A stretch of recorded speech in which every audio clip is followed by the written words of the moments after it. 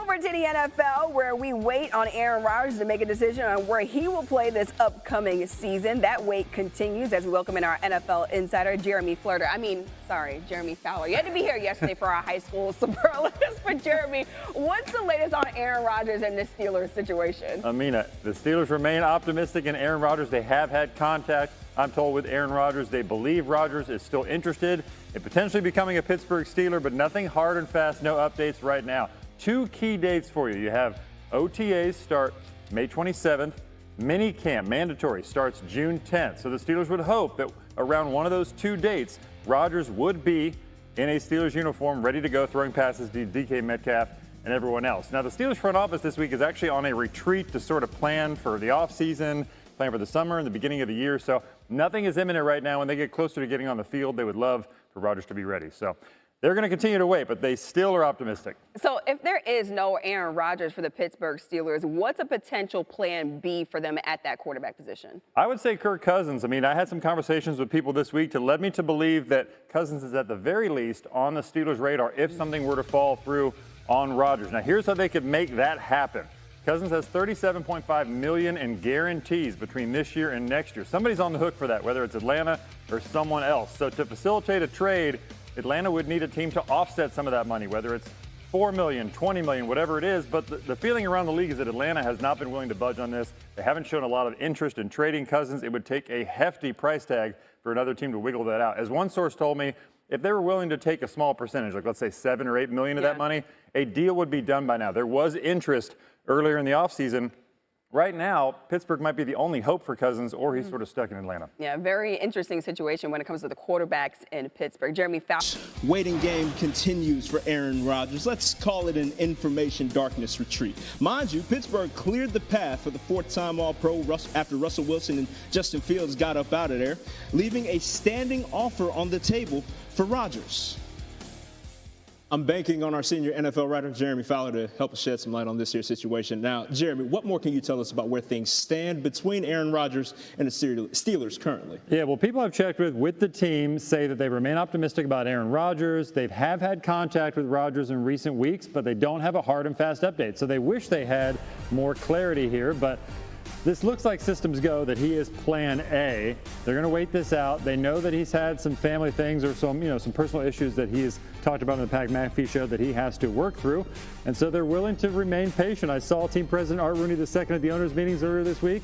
He said, we're going to wait, quote, a little while longer. So Rodgers plan A, Kirk Cousins could be a viable plan B. After making some calls today, I do believe he's been on their radar. If something were to fall through with Rodgers, certainly they could reconvene, call Atlanta, see if they could try to shake something out. But right now, Rodgers is the guy. Now, Art Rooney may be willing to wait, but that's not necessarily the case for Jalen Ramsey. He's probably waiting with a little bit more bated breath. Any updates on his situation and a potential trade there? Yeah, so I was told Miami has been in contact and in talks with several teams about Ramsey. So nothing imminent yet, in part because of that $24 million in guarantees that he is owed in 2025. The Dolphins haven't shown a willingness to pay a lot of that money.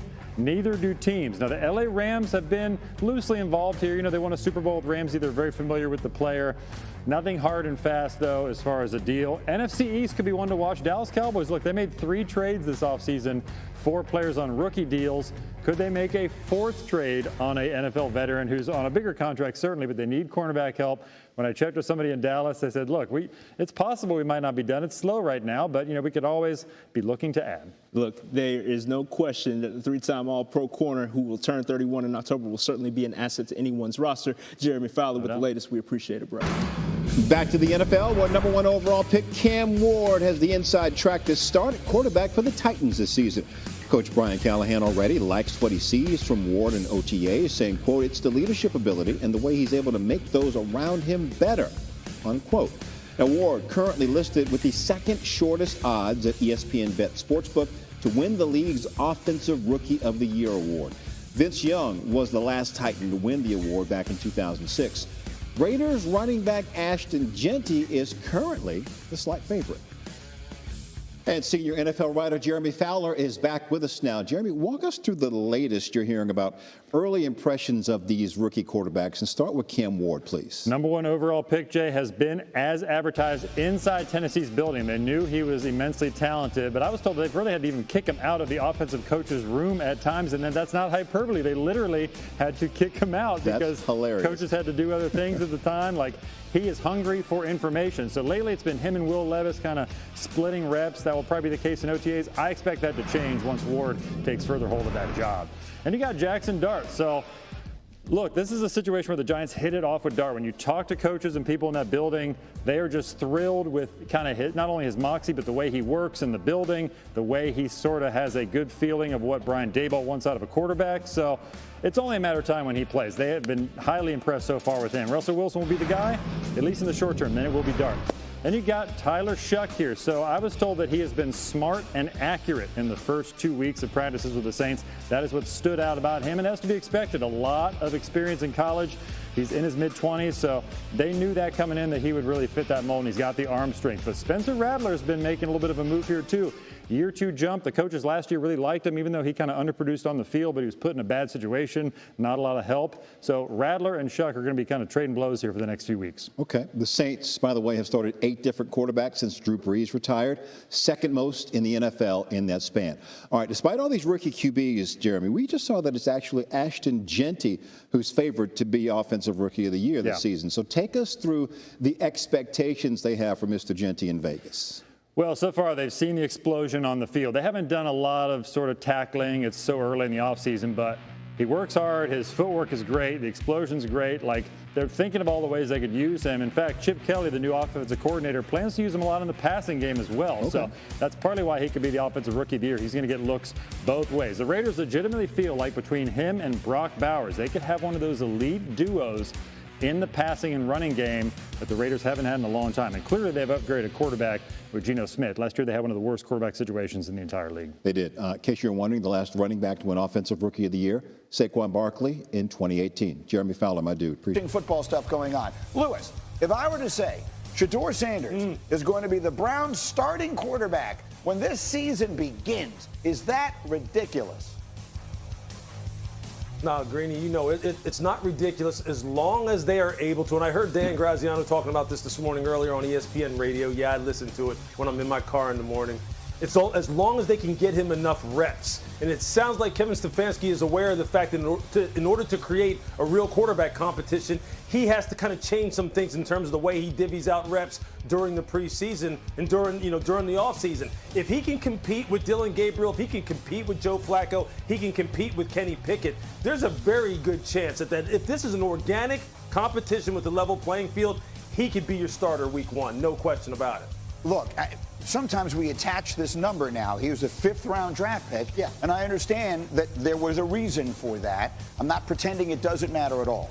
But what I'm saying is if he had been drafted in the 2nd round or the 1st, which is what we were expecting, then there'd be almost no debate about it, right? We'd be with exactly the same body of work in college and the same skill set. We would absolutely be forecasting him to be the starter, especially, Dan, when you consider the other options they have available. Right, but he is a 5th-round pick, and there was another quarterback they drafted 2 rounds earlier this year, right?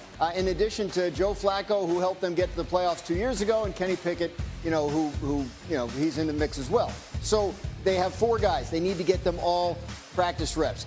Kevin Stefanski, what Lewis was alluding to, he put 7-on-7 drills into the rookie minicamp. Usually rookie minicamp is just, classroom stuff, very basic stuff, nothing really, and in terms of team competition. But he wanted Shedeur Sanders and Dylan Gabriel to be able to get some reps at a time of year when they weren't competing with veterans for those reps. So he's very conscious, Stefanski is, of trying to make this as good, as close a competition as possible among all 4 of them. I'm going down with the ship with my friend Mel Kiper on this one.